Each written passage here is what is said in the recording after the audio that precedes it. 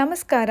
ಇವತ್ತು ಗಡಿಬಿಡಿ ದಿನಗಳಲ್ಲಿ ಎಸ್ಪೆಷಲಿ ಬೆಳಗ್ಗೆ ತಿಂಡಿಗೆ ಹಾಗೆ ಮಧ್ಯಾಹ್ನ ಲಂಚ್ ಬಾಕ್ಸ್ಗೆ ತುಂಬ ಹೆಲ್ಪ್ ಆಗೋ ಸುಲಭವಾಗಿ ಹಾಗೆ ತುಂಬ ರುಚಿಕರವಾದ ಕ್ಯಾಪ್ಸಿಕಮ್ ಚಿತ್ರಾನ್ನ ಮಾಡೋದನ್ನ ತೋರಿಸ್ಕೊಡ್ತಾ ಇದ್ದೀನಿ. ಈ ಗೊಜ್ಜನ್ನ ರೆಡಿ ಮಾಡಿಟ್ಕೊಂಡ್ರೆ ರುಚಿಯಾದ ಕ್ಯಾಪ್ಸಿಕಮ್ ಚಿತ್ರಾನ್ನ ಮಾಡೋದಕ್ಕೆ ಬೇಕಾಗಿರೋದು ಕೇವಲ ಬರೀ 1 ನಿಮಿಷ ಅಷ್ಟೇ. ಬನ್ನಿ ಸ್ಟಾರ್ಟ್ ಮಾಡೋಣ. ಸ್ಟವ್ ಆನ್ ಮಾಡಿ ಒಂದು ಪ್ಯಾನಿಗೆ 5 ಟೇಬಲ್ ಸ್ಪೂನ್ ಎಣ್ಣೆ ಹಾಕ್ಕೊಳ್ಳಿ.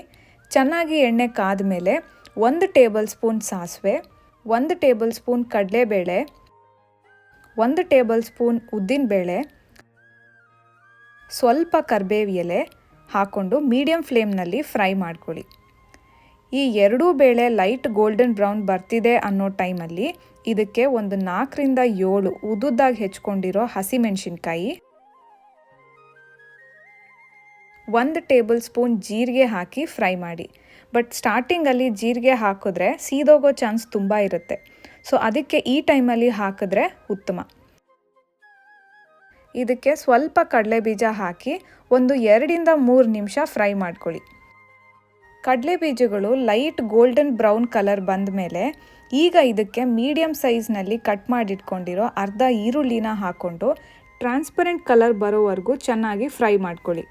ಸ್ಟಾರ್ಟಿಂಗಿಂದ ನಿಮ್ಮ ಫ್ಲೇಮ್ನ ಲೋ ಫ್ಲೇಮ್ ಅಥವಾ ಮೀಡಿಯಂ ಫ್ಲೇಮ್ನಲ್ಲೇ ಇಟ್ಕೊಳ್ಳಿ.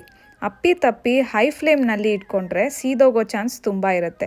ಇದಕ್ಕೆ ಈಗ ಮೀಡಿಯಂ ಸೈಜ್ನಲ್ಲಿ ಕಟ್ ಮಾಡಿ ಇಟ್ಕೊಂಡಿರೋ ಕ್ಯಾಪ್ಸಿಕಮ್ ಹಾಕಿ ರುಚಿಗೆ ತಕ್ಕಷ್ಟು ಉಪ್ಪನ್ನ ಹಾಕ್ಕೊಂಡು 2 ರಿಂದ 3 ನಿಮಿಷ ಫ್ರೈ ಮಾಡ್ಕೊಳ್ಳಿ. ಕ್ಯಾಪ್ಸಿಕಮ್ ತುಂಬ ಸಾಫ್ಟ್ ಆಗೋವರೆಗೂ ಫ್ರೈ ಮಾಡೋ ನೆಸೆಸಿಟಿ ಇಲ್ಲ.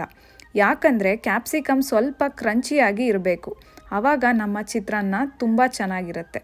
ಕಲರ್ಗೋಸ್ಕರ ಒಂದು ಅರ್ಧ ಟೇಬಲ್ ಸ್ಪೂನ್ ಅರಿಶಿನ ಪುಡಿ, ಬಟ್ ಯಾವಾಗಲೂ ಅರಿಶಿನ ಪುಡಿ ಲಾಸ್ಟಲ್ಲಿ ಹಾಕೋದು ಉತ್ತಮ.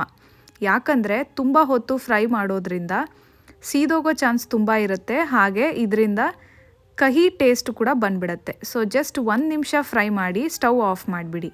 ಲಾಸ್ಟ್ಗೆ ಸ್ವಲ್ಪ ಕಟ್ ಮಾಡಿ ಇಟ್ಕೊಂಡಿರೋ ಕೊತ್ತಂಬರಿ ಹಾಕಿ ಸ್ವಲ್ಪ ಬಿಸಿ ಇದ್ದಾಗಲೇ ಎಣ್ಣೆಯಲ್ಲಿ ಫ್ರೈ ಮಾಡಿಕೊಂಡ್ರೆ ಕ್ಯಾಪ್ಸಿಕಮ್ ಚಿತ್ರಾನ್ನ ಗೊಜ್ಜು ರೆಡಿಯಾಗುತ್ತೆ.